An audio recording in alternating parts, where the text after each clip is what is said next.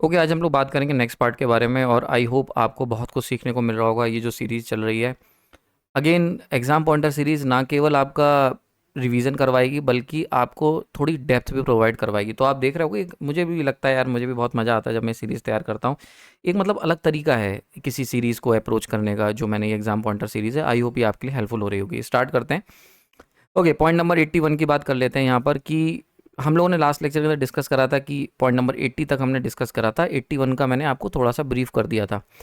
तो 80 में हमने देखा था कि अगर हम 1 किलो यूरेनियम 235 जलाते हैं तो लगभग लगभग 2500 से लेकर 3000 टन तक के कोयला, अगर हम हाई ग्रेड क्वालिटी का कोयला जलाते तो जितनी एनर्जी निकलती उतनी एनर्जी 1 किलोग्राम के यूरेनियम 235 को जला के बना सकते हैं हम लोग, फिजन रिएक्शन करवा के, मतलब जला के नहीं, फिजन रिएक्शन करवा के। सो आप देख सकते हो कितना पोटेंशियल है न्यूक्लियर में। इसीलिए न्यूक्लियर एनर्जी जो है उसको मतलब बहुत ज़्यादा पुश करने की कोशिश करती सरकार, बट थोड़ा सा उसमें रिस्क हैज़ार्ड है इसके चक्कर में। वरना तो एनवायरमेंटली बिल्कुल क्लीन है। अगर हम इसके जो न्यूक्लियर वेस्ट है उसको हम सही से अगर डंप कर देते हैं तो कोई ऐसी टेंशन की बात नहीं है। Now point number 81, very important point, कि न्यूक्लियर फ्यूल क्या होता है। तो कोई भी वो फिजिनेबल मटेरियल, मतलब फिजिनेबल मटेरियल मतलब जिसके साथ आपका फिजन रिएक्शन आपको करवाना है। तो जो फिजिनेबल मटेरियल है जो कि सस्टेन कर सकता है चेन रिएक्शन को, उसको हम लोग कहते हैं न्यूक्लियर फ्यूल। ठीक है, चेन रिएक्शन आपको होती है, नहीं पता है तो अभी हम लोग नीचे कुछ पॉइंट मैंने बना रखे हैं उसमें कवर करेंगे। एक्चुअली क्या होता है, जब भी हम यूरेनियम को, जैसे यूरेनियम लिया, अब इसके ऊपर तुमने न्यूट्रॉन मारा तो ये क्या करेगा, फिजन होगा, इसमें 2 पार्ट्स में टूट जाएगा। उसके बाद 2 पार्ट में टूटेगा प्लस न्यूट्रॉन और निकलेंगे।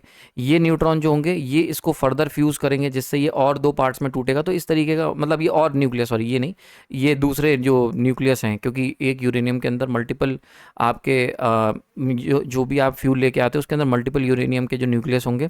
तो एक न्यूक्लियस को फ्यूज़ करा, ऐसे ये न्यूट्रॉन निकल के अदर न्यूक्लियाई को फ्यूज़ करेंगे, है ना, वो 2 पार्ट्स में टूटेगा और न्यूट्रॉन निकलेंगे। क्योंकि बहुत लार्ज नंबर ऑफ एटम्स मौजूद होंगे यूरेनियम के अंदर, जो हमारा फ्यूल है उसके अंदर लार्ज नंबर ऑफ एटम्स मौजूद होंगे।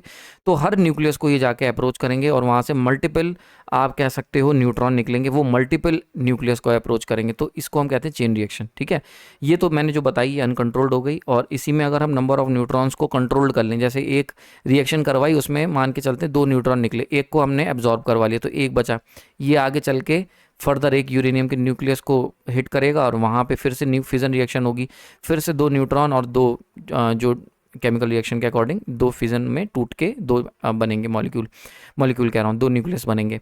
अब क्या होगा, ये जो न्यूट्रॉन है इनमें से एक को एब्जॉर्ब कर लो, तो ये हो गई कंट्रोल्ड रिएक्शन। अगर हम न्यूट्रॉन को एब्जॉर्ब नहीं कर रहे हैं तो वो कहलाती अनकंट्रोल्ड चेन रिएक्शन। अभी आगे हम लोग इसको कवर करेंगे इसके बारे में। तो फिजिनेबल न्यूक्लियर फ्यूल क्या होता है? न्यूक्लियर फ्यूल मतलब जो न्यूक्लियर रिएक्टर चलाने के लिए जो तुम्हें माल मसाला चाहिए उसको हम कहते हैं न्यूक्लियर फ्यूल।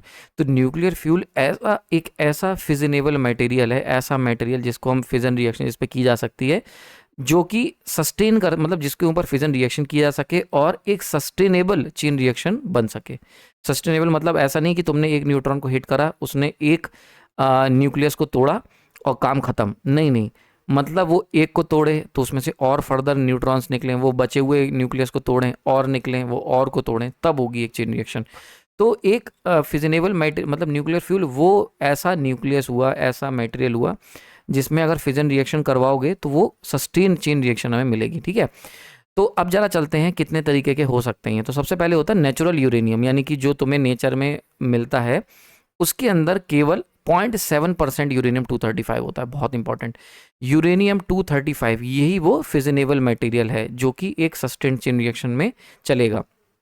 तो जो नेचर में यूरेनियम मिलता है हमें, उसके अंदर मात्र 0.7% ही यूरेनियम 235 होता है और बचा हुआ 99.3% नॉन फिजनेबल यूरेनियम 238 होता है। यानी कि अगर हम यूरेनियम को कहीं से हमें मिलता है, ठीक है, जैसे खुदाई करी या हमने ज़मीन में से निकाला, तो यूरेनियम की जो खदान से या यूरेनियम जहाँ से भी आपको मिलेगा वो नेचुरल यूरेनियम होगा, उसके अंदर मात्र 0.7% का फिजनेबल यूरेनियम होगा जिसके साथ तुम न्यूक्लियर फिजन रिएक्शन करवा सकते हो, सस्टेनेबल चेन रिएक्शन। दूसरा 99.3% नॉन फिजनेबल होगा, मतलब बिल्कुल ही कह सकते हो अगर नेचुरल यूरेनियम तुम चलाओगे तो तुम 1 किलो यूरेनियम लेके आओगे तो उसका 0.7% केवल तुम यूज़ कर पाओगे, मतलब 70 ग्राम, लगभग 70 ग्राम हम लोग जो है केवल उसको ही तोड़ पाएंगे, हम लोग यूज़ कर पाएंगे रिएक्शन के लिए, केमिकल रिएक्शन के लिए। समझ में आ रही बात है? तो आई होप आपको समझ में आ रहा होगा ये कितना ज़्यादा कम हो गया, ठीक है। तो समझ, ये चीज़ बहुत इंपॉर्टेंट हो जाती है, ठीक है। क्लियर हो गया यहाँ पर? तो आई होप आपको समझ में आ रही होगी, इसमें कोई डाउट नहीं होना चाहिए। तो यहाँ पर ये जो चीज़ मैंने बताई ये बड़ी इंपॉर्टेंट है।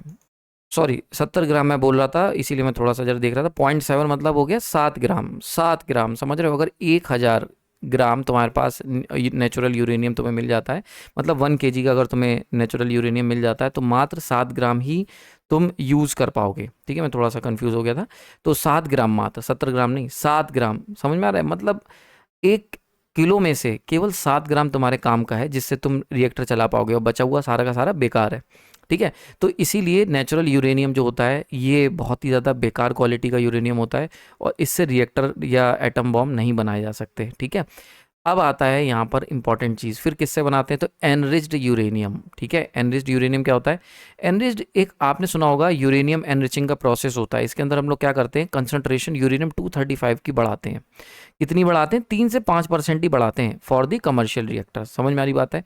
तो आपने सुना होगा कि ये अभी जो यूएसए और ईरान का वॉर चल रहा है, इसके अंदर यूरेनियम, एनरिच्ड यूरेनियम या यूरेनियम को एनरिच करने का जो प्रोसेस था वो चालू कर रखा था ईरान ने।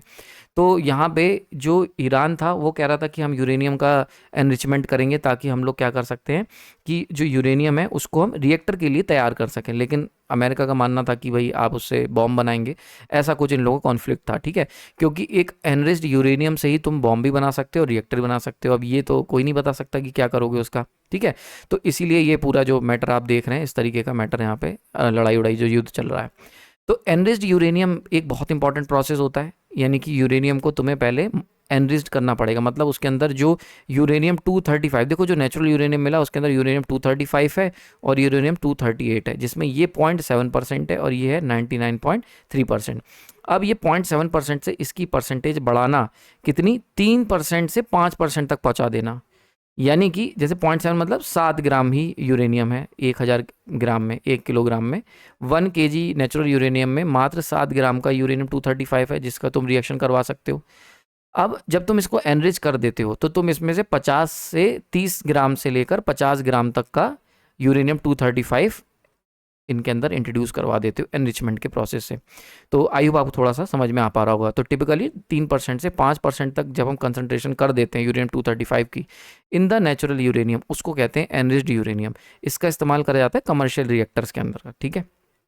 ओके, तो कॉमनली यूज्ड जो फ्यूल है हमारे पास जो एग्जिस्ट करते हैं वो है यूरेनियम 235, बहुत इंपॉर्टेंट। देन प्लूटोनियम यूज हम कर सकते हैं 239 एंड यूरेनियम 233। ये कॉमनली यूज्ड फ्यूल हैं जिनका इस्तेमाल करा जाता है। इंडिया जो है उसके पास वास्ट रिजर्व है थोरियम का, बहुत इंपॉर्टेंट बात बता रहा हूँ। थोरियम जो है ये हमारे पास बहुत अबंडेंस में है इंडिया में, ठीक है। यूरेनियम नहीं है लेकिन थोरियम है। तो थोरियम जो होता है ये फर्टाइल होता है, और फर्टाइल मतलब इसको हम कन्वर्ट कर सकते हैं इजीली इनटू अ फिजनेबल 233 यूरेनियम में। मैंने बताया कि कॉमनली यूज्ड जो हम फीडर में जो हमारा न्यूक्लियर रिएक्टर उसके अंदर जो हम यूरेनियम यूज़ करते हैं वो या तो यूरेनियम 235 यूज़ कर सकते हो या यूरेनियम 233 या फिर प्लूटोनियम। अब प्लूटोनियम तो छोड़ दो, हमारे पास है थोरियम बहुत अबंडेंस में।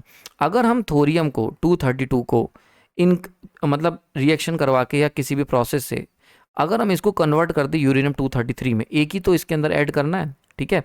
तो अगर हमने एक ऐड कर दिया तो वहाँ पर क्या होगा, यूरेनियम 232 को अगर हमने मॉडिफाई करके 233 में कन्वर्ट कर दिया, देन हमारे पास अबंडेंस वैसे ही थोरियम है, तो हम न्यूक्लियर रिच कंट्री हो सकते हैं, ठीक है। समझ में आ रही बात है? तो हमारे पास जो न्यूक्लियर फ्यूल है उसके अंदर हम कमांड हासिल कर सकते हैं बहुत अच्छे तरीके से। तो ये काम इंडिया ने अचीव कर पाया। भी आपने लेटेस्ट न्यूज़ सुनी होगी, इंडिया ने ब्रीडर्स रिएक्टर बनाए हैं, ब्रीडर रिएक्टर। अभी मैं बताऊंगा नेक्स्ट पॉइंट में ब्रीडर रिएक्टर क्या होते हैं, क्योंकि देखो ये सब पॉइंट बहुत इंपॉर्टेंट है। ये आपके पेपर में स्पेशली अगर तुम एनटीपीसी का पेपर दे रहे हो, है ना, या एनएचपीसी, ये सब इसके अंदर काफ़ी पूछे जाने के चांसेस रहते हैं। तो क्योंकि न्यूक्लियर रिएक्टर का ही पार्ट है तो ये भी मैं आपको बताऊंगा, ठीक है। तो इंडिया के अंदर बहुत बड़ा रिजर्व जो है वो थोरियम का है, और थोरियम जो है वो फर्टाइल है, मतलब उसको हम लोग कन्वर्ट कर सकते हैं ईजिली इनटू अ फिजनेबल 233 यूरेनियम में। ये किस में करते हैं, ये करा जाता है ब्रीडर रिएक्टर्स के थ्रू। तो इंडिया वर्ल्ड में आई थिंक सेकंड कंट्री ऐसी बन गई है जितना मुझे समझ पा रहा हूँ। एक तो रशिया थी और उसके बाद इंडिया है, या एक कोई कंट्री और है।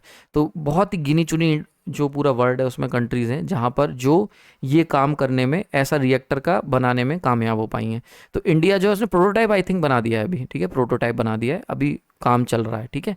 तो ये पूरी अभी तक की लेटेस्ट इन्फॉर्मेशन है। तो ब्रीडर रिएक्टर्स जो हैं वो गेम चेंज कर देंगे अगर हम ये करने में कामयाब हो पाए। आई थिंक तमिलनाडु में ये है और वहीं पर इस पे काम चल रहा है। अगर हम ये करने में कामयाब हो पाए तो हम भी यूरेनियम रिच कंट्री हो जाएंगे, तब न्यूक्लियर हमारे पास फ्यूल बहुत अच्छी खासी मात्रा में रहेगा। देन हम लोग ह्यूज अमाउंट ऑफ एनर्जी को जनरेट कर सकते हैं। और देखो, कोई भी कंट्री जिसे डेवलप्ड होना है उसके लिए सबसे ज़्यादा लगेगी एनर्जी। अब एनर्जी कहाँ से आएगी? या तो वही तुम तेल से लो, कोयले से लो, बट ये सब फॉसिल फ्यूल हैं, है ना, या फिर तुम मान के चलते हैं हाइड्रो से लो, ये तो हम ले ही रहे हैं। यूरेनियम जो है वो हमारे लिए बहुत हेल्पफुल हो सकता है क्योंकि हमारे पास थोरियम का भंडार है। तो ह्यूज अमाउंट ऑफ इलेक्ट्रिसिटी हम बनाएंगे, और इलेक्ट्रिसिटी जब ह्यूज अमाउंट की होगी तो जितनी ज़्यादा बिजली उतना ज़्यादा डेवलपमेंट। तो इस तरीके से चीज़ें हमारी सही हो सकती हैं, ठीक है। और काफ़ी क्लीन सोर्स है, मतलब एनवायरनमेंट को हम डिग्रेड भी नहीं करेंगे। तो breeder reactor, I think it is a game changer for our country future. समझ में आ रही बात है? So it is all about the main fuel जो भी हमारे मटेरियल होते हैं। एक चीज़ मैं और आपको यहाँ पे बता देता हूँ, इसमें एक इंपॉर्टेंट जानकारी जो मैं आपके साथ शेयर करता हूँ कि यूरेनियम 233 ये जो हम बात कर रहे हैं, ये एक आर्टिफिशियली मतलब मैन मेड है, ये नेचर में एग्जिस्ट नहीं करता। समझ में आ रहा है? एक फिजिनेबल मटेरियल तो है बट ये है मैन मेड, मतलब आर्टिफिशियली हम लोग इसको क्रिएट करते हैं, ठीक है। और इसको हम बहुत अच्छे से फ्यूल की तरह यूज़ कर सकते हैं, चाहे हम रिएक्टर चलाएं या फिर हम बॉम्ब बनाएं, एटॉमिक बॉम्ब। हम इसको बहुत ईजिली जो है यूज़ कर सकते हैं, ठीक है, एज अ फ्यूल। बट ये नेचर में एग्जिस्ट नहीं करता। नेचर में यूरेनियम 235 ही एग्जिस्ट करता है। जो चीज़ आर्टिफिशियली हम लोग इसको क्रिएट करते हैं वो है यूरेनियम 233। समझ में आ रही है? ये आर्टिफिशियली इसको हम बनाते हैं। कैसे बनाते हैं? थोरियम से। ये जो थोरियम है ना, इसको हम लोग इसके साथ रिएक्शन करवा के इसको हम लोग कन्वर्ट करते हैं यूरेनियम 233 में।